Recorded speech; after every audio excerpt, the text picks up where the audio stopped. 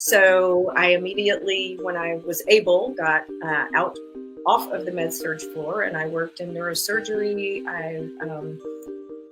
I've had a lot of accidental doors open throughout my career. I kind of became the accidental flight nurse after when I was at the University of Missouri.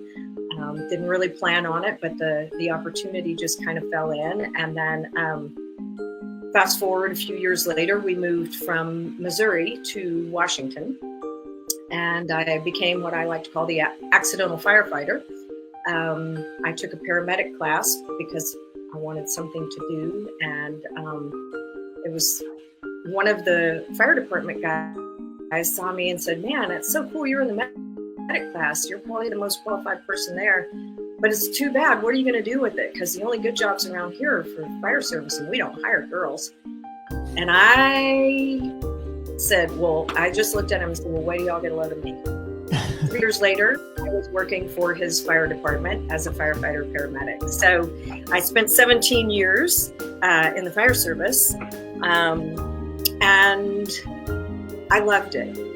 I was so proud of everything that I had accomplished. You guys can't really see me, but at 5'2" and 130 pounds, I'm not the biggest girl on the planet, and I worked really, really hard to make that happen.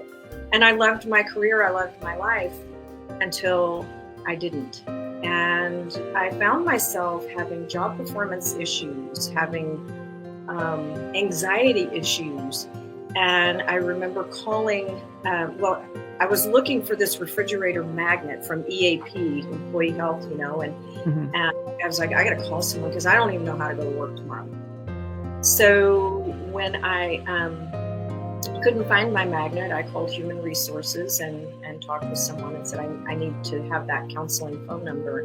And I spent a good long while on the phone with someone who told me I had PTSD. And I said, obviously, you don't know who you're dealing with, because I'm a bit of a badass. And that's for people who aren't cut out for this kind of work. And I'm that. Thus began a journey of figuring out who I was in reality. I was also recently divorced. My children were all leaving home.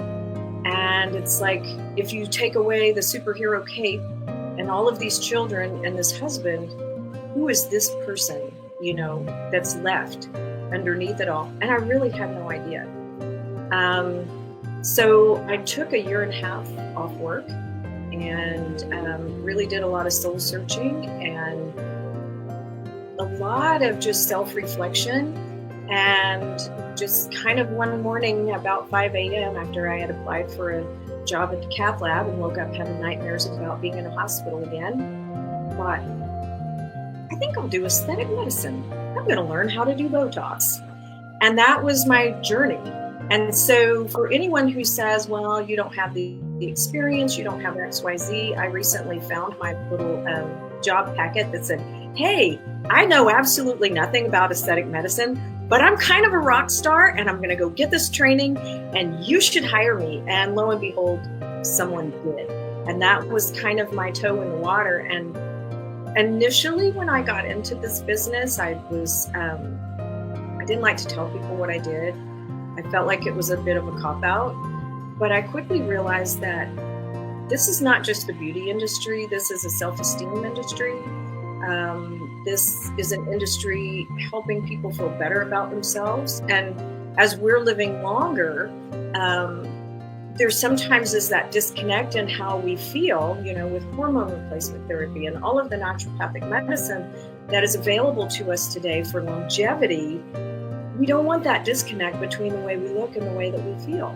So I quickly realized that this is not only a lucrative business, but it's an important business in helping people feel better about themselves.